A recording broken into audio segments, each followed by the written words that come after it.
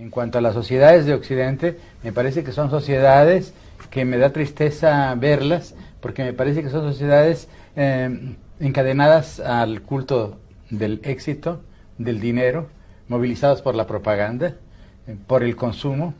En fin, por ejemplo, en el campo que más me apasiona, que más me interesa, en el campo de la literatura, es evidente que más y más la concepción meramente productivista y mercantil de la literatura se sobrepone a la verdadera creación literaria.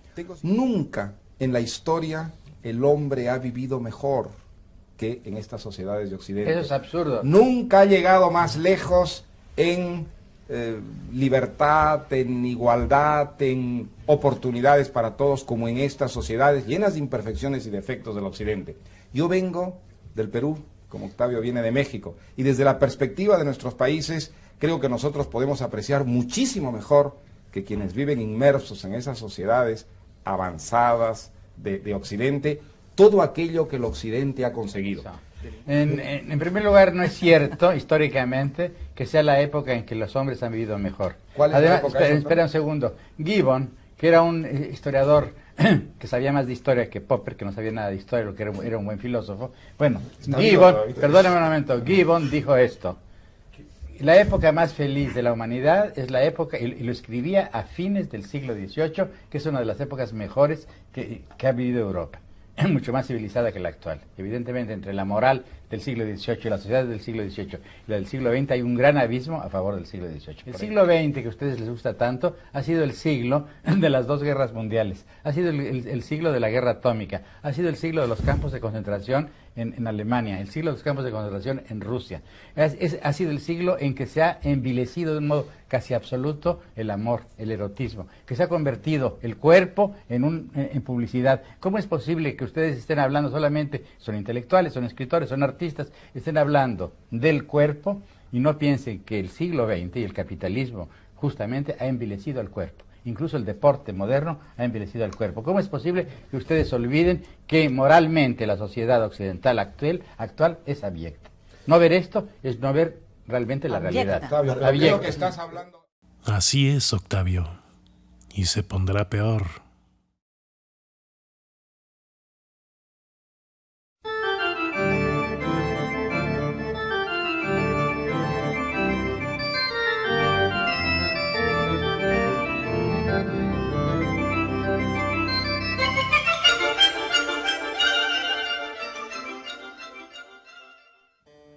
En alguna ocasión leí o escuché decir a alguien, no lo recuerdo con exactitud, que un ciudadano común y corriente de la antigua Grecia podría ser un genio en nuestros días. Lamentable situación la palpamos en todo ámbito de la actualidad. La humanidad no termina de navegar en un mar de confusiones sociales que han encumbrado holgadamente en la práctica política.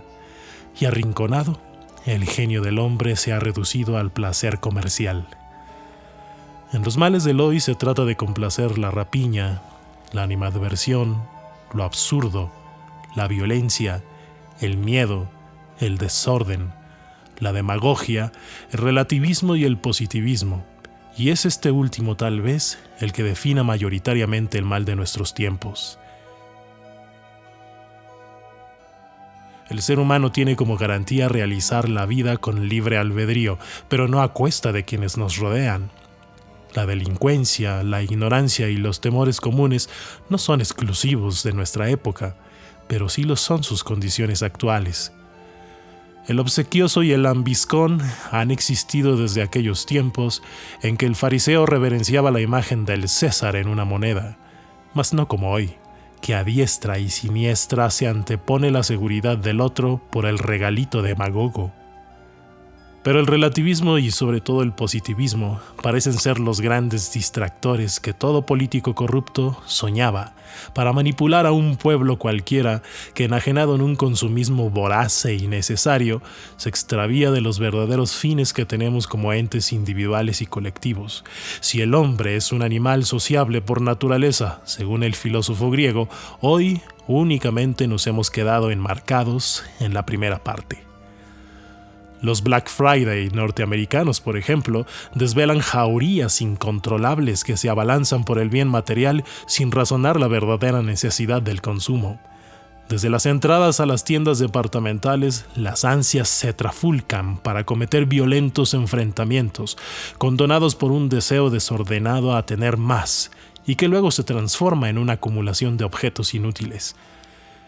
Y ustedes, amigos que me escuchan, podrán señalarme el hecho de que el consumismo ha existido desde ayer, pero en efecto, no de una manera tan incontrolable como ahora, que pareciese que vivimos para consumir y no consumimos para vivir.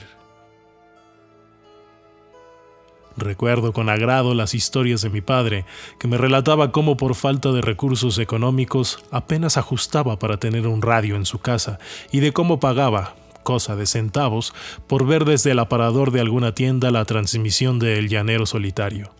Antes representaba un verdadero esfuerzo el tener uno de estos bienes tecnológicos, y me atrevería a decir que el anhelo por obtener un carro, una televisión o algún servicio como el teléfono duraba la mayoría de las veces toda una vida.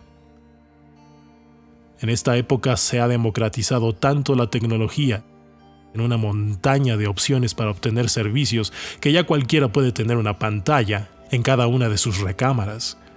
Pedir alimentos, requerir mandados o hacer compras en una pléyade de plataformas digitales. Tener créditos accesibles para hacerse de un automóvil o para llenar monstruosamente las calles con motonetas. Hoy cualquier habitante, sin importar el estrato social, que viva en Santa Fe o en Tepito, tienen 1, 2 y hasta 3 celulares. Andar a la moda en nuestros días ya no es nada del otro mundo. En el pasado se añoraba la mercancía norteamericana como símbolo de gran poder adquisitivo. Actualmente no tiene valor alguno, porque en México se cuenta ya con la ventaja de desembolsar poco dinero por prendas llamativas. La moda se ha envilecido al grado de la vergüenza.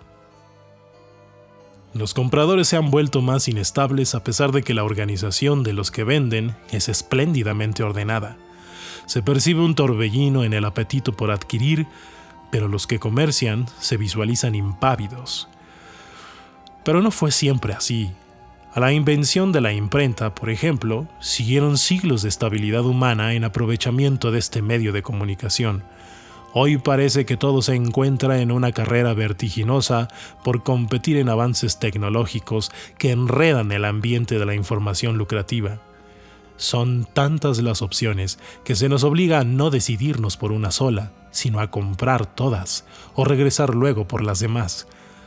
Aunado a ello, objetos como un celular o una laptop se vuelven obsoletos en cosa de días, haciendo obligatorio, una vez más, el desquiciarse por adquirir lo más reciente, aunque la funcionalidad y las ofertas del producto sean exactamente las mismas que el modelo anterior. Y en la ciencia, los productos médicos que se solían surtir en boticas o farmacias de colonia se han desbordado en cadenas interminables de marcas médicas para satisfacer los precios más bajos. Tal panorama ha sido tan confuso que en la deshonesta dialéctica política se asevera que hoy tenemos oportunidad de tratar con mayor cantidad de medicamentos las enfermedades, en vez de procurar eliminar las mismas. Como ese consumo de bienes en el pasado era un aspecto aspiracional, la gente común trabajaba arduamente para conseguirles. El esfuerzo era un elemento tan lógico que las personas no endiosaban al materialismo, como aquello sin lo cual se dejase de respirar, por una sencilla razón.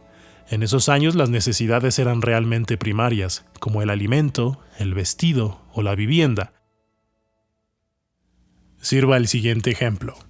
En estos tiempos, la pobreza en las colonias marginadas de las ciudades ya no sabe a miseria si se tiene un celular o una pantalla.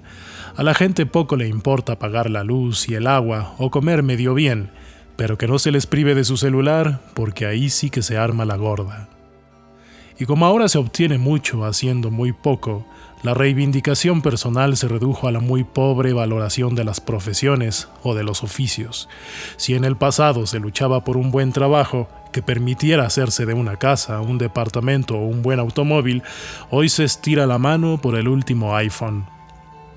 Los reclamos que sonaban exagerados en la juventud sobre estudiar una carrera, ser profesional o aprender con excelencia una actividad laboral han pasado a un tercer término porque la vida se ha abaratado tanto que ya no se piensa en títulos o aprendizajes. Los antiguos oficios han desaparecido paulatinamente porque la miseria ha sido bien encubierta por el conformismo. Todo bien está a la vuelta de la esquina. ¿Para qué subirse en el carruaje del estudio o la obligación si con poco conocimiento se puede hacer billetes? Ahora vemos que los negocios de compostura o deshuesadero de computadoras, celulares, impresoras o pantallas han proliferado, haciendo que quienes se dedican a tales prácticas se hagan a la idea por controlar completamente el mercado. Y en realidad así lo es, porque es sabido que estos mismos reciclan para las empresas poderosas como Sony o Samsung, o son los obreros de los intermediarios. Pero el problema no radica en la fuente laboral, sino en su empoderamiento en los espacios públicos, a veces de manera violenta, siempre con el consentimiento de un Estado que ve en ellos grandes oportunidades electoreras a costillas de quienes resulten afectados. Con todo ello, una maquinaria bien engrasada en el pasado para incautar mentes débiles. Maquinaria que en el presente funciona ya sin la necesidad de un Maquiavelo elaborando siniestras programaciones de control masivo. Hoy es suficiente cualquier tontería rebuznada por cualquier tonto para hacer de esta modernidad desconcertante un buen collar y correa para adiestrar la tenacidad del hombre. Y hablaba de la importancia del Internet como herramienta de manipulación masiva. Antes, las estrategias de difusión basura llegaban a un conjunto para llegar a oídos de un individuo. Ejemplo claro, la televisión. Hoy basta comunicar alguna noticia absurda a una sola persona para que ella la propague como virus en todas las redes sociales y así exterminar la inteligencia de una muchedumbre. Aquí toman relevancia las palabras de Clive Barker, artista visual y director de cine norteamericano. La televisión es el primer sistema verdaderamente democrático, el primero accesible para todo el mundo y completamente gobernado por lo que quiere la gente. Lo terrible es, precisamente, lo que quiere la gente. Acertadamente, y Barker lo ha utilizado tan convenientemente que con ello ha masacrado la mente de los torcidos amantes del art gore y del new weird, dejando tembeleques mentales al servicio del consumismo. La incesante globalización ha traído a países tercermundistas como el nuestro las ventajas que las regiones de primer estatus disfrutan: tiendas departamentales, un abanico de opciones en marcas y lujos, supermercados que han sustituido a la cultura de consumo que el mexicano desahogaba en el mercado o en la tienda de abarrotes y que eran suficientes para cubrir las necesidades primarias. Y aunque estas formas de consumo se conservan en nuestros tiempos, el grosor de la población ya ha sucumbido ante este fardo transnacional que mueve los clichés de una sociedad de alcurnia primermundista. Pensemos en esta idea. Entrar en un mercado popular es consumir lo necesario. Se compra 1 kilo de jitomate, un ramito de pasote, una cebolla. Pero entrar al Sam's o al Costco nos impulsa a rellenar los carritos con mercancía empaquetada y programada para hacernos de grandes cantidades. Realmente la misión de este expansionismo voraz es precisamente desorbitar al individuo, para encarcelarlo en una constante y aterciopelada ansia por comprar, por adquirir, por suplir incluso, y he aquí el grave asunto, las deficiencias personales con el delirio y el éxtasis al firmar una cuenta, sacar la tarjeta o gastarse el dinero físico. Esta glotonería comercial ha creado un liberalismo que obliga a los gobiernos a ya no abastecer al individuo con los elementos básicos de subsistencia, sino a procurar el hartazgo social en un estilo de vida perteneciente a las clases consumistas. De esto, sin temor a la duda, ha sido pieza clave la creación de plataformas y redes sociales digitales para enterar al mundo de los placeres que en otros puntos cardinales se desarrollan y entorpecer así la diligencia del hombre en sus básicas responsabilidades, pues ya solo se existe para comprar. Las deudas ya no se adquieren por elementos de manutención, sino por dictaduras comerciales que me obligan al consumo. Tal autonomía no es otra cosa que una alucinación por ser libre de hacer lo que me venga en gana. Porque no es casualidad que todas las campañas publicitarias de cualquier artículo dispuesto para las ventas acentúen dichos motivos. Sé tú mismo, totalmente yo, el mundo es mío, soy único, parte de mi vida, etc. La diferencia abismal que no encuentra final de comunidades provincianas que viven la pobreza a flor de piel con un muy bajo porcentaje de quienes tienen poder adquisitivo demuestran indudablemente que los pactos políticos no contemplan un bienestar común, sino el facilitar a una masa popular histerismos capitalistas y programas comunistas, en una rara aleación de derecha e izquierda, que no alivia en nada la pobreza o falta de oportunidades, sino que callan y permutan la exigencia de asuntos razonables por estúpidos y sus necedades, que en su vida regular siempre renuevan los ya mencionados hechizos comerciales, aunque se disfracen de auténticos luchadores sociales. Por eso, en el poquísimo análisis que se realiza actualmente de las sociedades, se descubren padres incapaces de ejercer un control familiar, pues ha sido que ante esa barbarie consumista se someten no solo las generaciones actuales, sino aquellos que nacieron antes de estas organizaciones políticas. Una madre que ha antepuesto sus necesidades materiales, muy acostumbrado ahora, rara vez se activa laboralmente por el bienestar de sus hijos. Es pues que la mujer se siente liberada de compromisos familiares y procura seguir llenando esos huecos consumistas, atendiendo más al egoísmo de publicar chabacanerías en las redes sociales que el cuidar sustancialmente de los hijos. Esta liberación femenina ha llegado a ocupar el lugar que alguna vez llenó la figura de la madre abnegada, y como consecuencia natural, hoy en día se abortan o se trafican niños, se insertan en nuevos y disfuncionales entornos familiares para concretar así los planes que, por cierto, hoy conocemos como reseteos mundiales o nuevas normalidades. Un nuevo mundo en el que el hombre no tiene juicio ni voluntad propia y vive esclavizado al temor de ofender a la mujer y ser juzgado por instituciones boutique que señalan con mano pesada todo aquello que su entendimiento le rechifle como derecho humano. Por otra parte, muy propio de nuestras latitudes hispanoparlantes es el hombre que no opina, que se subyuga al dominio, que no trabaja y que sobrevive a expensas del salario de su pareja. Y el peor panorama se enmarca en el conocido odio generalizado hacia el hombre por culpa de los que violan, secuestran, abusan y asesinan mujeres sin impedimento alguno, amoldando así las consecuencias propias del caos que anteriormente fue generado por vicios como el que nos compete, el consumismo, delineado desde principios del siglo pasado por este grupo conspirativo que comienza ya a dejar de ser incógnito. Hoy, ese consumismo ha rebasado los límites comerciales, llevando al hombre a una era de cambios sociales que repercuten en la coexistencia con sus gobernantes.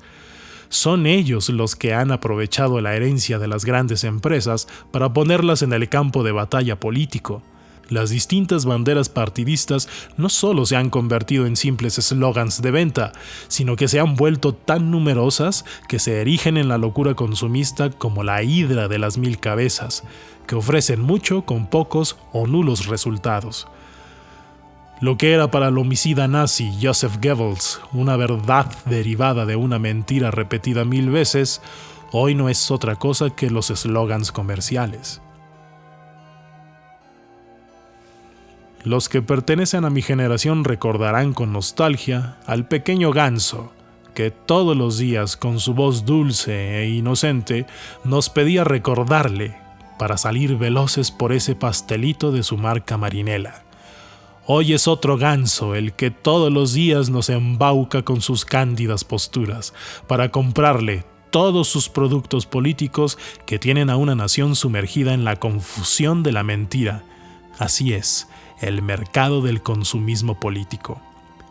millones de mexicanos son hirvientes consumidores de este nuevo comercio político que vela por mantener sus registros electorales a costa de la calidad de sus propias estructuras internas, ofreciendo toda clase de extravagancias burocráticas que ya no observan el bien común, únicamente la conservación del poder y las riquezas personales. Pero en este mercado de ilusiones políticas, los culpables de las desgracias nacionales somos los ciudadanos, por comportarnos como entes inactivos ante nuestra común responsabilidad de sacar al país adelante.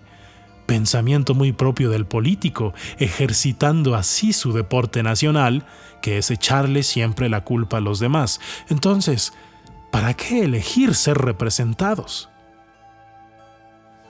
Las próximas elecciones en México serán tan desafortunadas gracias al partido actual hegemónico y a una oposición desaparecida o diluida en sus propios pecados y que presentan ya, como único recurso fuera de las fronteras de la inteligencia, a candidatos de caricatura que nos alejan de un panorama democrático y nos acercan más a un circo o a un talk show de quinta categoría. Llamarse comunista, vivir como multimillonario, asociarse con capitalistas inescrupulosos, según palabras de una antigua castrista cubana, parece ser el escenario no solo de México, sino de todo gobierno mundial. Y a estas alturas, tan domadas por pandemias, tragedias económicas e incluso sospechosos cambios climáticos, llegamos a afirmar una verdad que ya no suena tan lunática después de todo. Llamémosles como queramos, masones, reptilianos, illuminatis, alienígenas, sectarios, satanistas, los Panchos o el Club de Toby, sí que existe un grupo hegemónico que pretende enlodarnos en artificialidades como el consumismo y condenarnos a una aversión al pasado para recibir con laureles las absurdas nuevas normalidades. ¿Y dónde se hallan los campos de acción más fructíferos de sus planes? Sin duda, en la susceptibilidad de los jóvenes. El rentable negocio de las drogas, que se ha fraguado con una definición política a partir de la década de los 80s con la aparición del crack. El auge de los productos ecológicos y reciclables, que en la práctica es un montaje de los negocios políticos con las grandes multinacionales, que jamás son tocadas por auditorías empresariales. La industria del entretenimiento, empobrecida a denigrantes niveles intelectuales que someten a una generación ya aleccionada por el entorno comercial. Las ONG que reclutan a jóvenes inmaduros e ilusos del protagonismo innovador que se convierten en esclavos de un negocio politizado como Greenpeace o Planned Parenthood. La pornografía que ha alcanzado niveles alarmantes al ramificarse en secuestros, estafas y políticas públicas como la regulación de la igualdad de género o la pederastia. Y la educación, el arma secreta del sistema político que se ha convertido en una vulgar promoción burocrática de tonos comunistas. Todo ello es una delicada muestra de ese positivismo impuesto, lo que nos hace parecer ajenos al modo de vida de nuestros antepasados.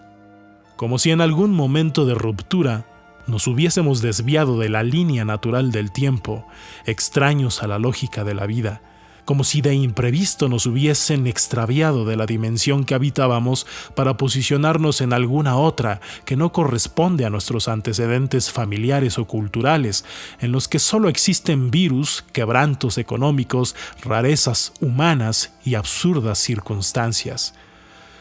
Si lográsemos salir de este cuarto oscuro en el cual nos han colocado, y nuestros hijos o nietos fueran capaces de devolvernos al medio conocido por nuestra memoria, con seguridad las generaciones del futuro se cuestionarían mucho de nuestros quehaceres actuales. Me imagino a un joven del venidero tiempo observando los archivos históricos de nuestros días y encontrando alguna muestra del TikTok, por ejemplo, para preguntarse si su abuelo o su padre sufrían de alguna clase de retraso mental. O peor aún, al observar las cantidades pavorosas de abortos para señalarnos sin ninguna equivocación como una generación de asesinos.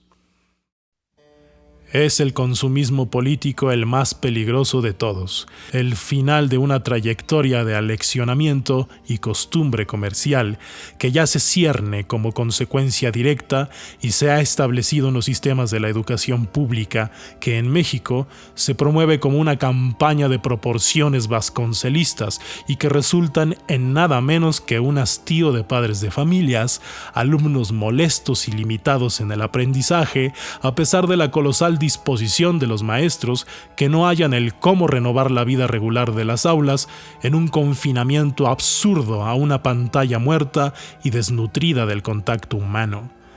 Hacer por hacer, consumir por consumir, programaciones diarias y a toda hora, con la presunción de que el joven electrizado de voluntad no se mueve de la pantalla para atender sus horarios escolares, con la presunción del ser reconocidos como héroes innovadores en medio de una pandemia que revela el ya de por sí manipulado sistema educativo en el que el alumno ya no se gana una calificación, sino que la recibe como regalo demagógico de la implacable hambre de los políticos de vitrina.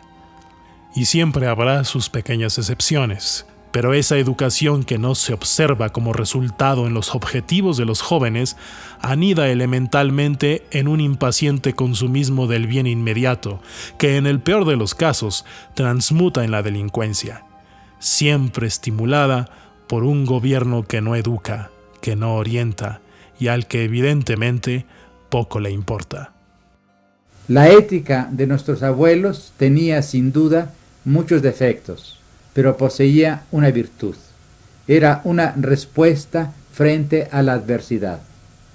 Era la moral de la escasez y enseñaba a los hombres a vivir con sobriedad. La moral predominante en Occidente es un hedonismo chato, un culto al placer en sus formas más inmediatas, fáciles y vulgares. Más que un culto al placer, es una moral de la comodidad y de la facilidad. Su ideal es el ideal pasivo del consumidor. Solo que estas poblaciones de consumidores, que son hoy las sociedades industriales de Occidente, son también poblaciones de lectores. La suerte de los partidos políticos y de los gobiernos depende de ellos. Y hay algo más y no menos grave: la sombra que arroja sobre el continente europeo el poderío militar de la Unión Soviética.